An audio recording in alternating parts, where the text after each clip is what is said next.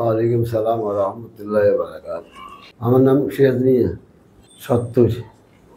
আমার বাড়ি হলো ১১ নম্বর নাজপুর ইউনিয়ন, মসজিদ হলপুরি।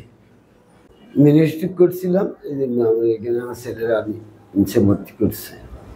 তখনও কম ছিল, এখন আমাদের ওইটাতে অনেক ভালো আছি।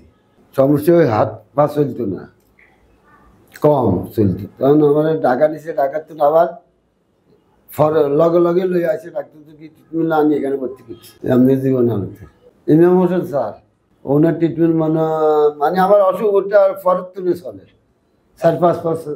নামাজ পড়তে কষ্ট হইতো, আবার হইতো না, মাঝে মাঝে ইয়ে হইতো, তো মাঝে মাঝে। এখন তো আমি নামাজ পড়তে পারছি, নামাজও পড়তে পারি, চলাইটা একটু আস্তে আস্তে করতে হয়।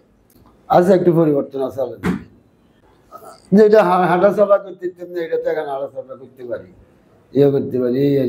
এই তো এই জন্য ট্রিটমেন্টে পরিবর্তন হইতে চলে।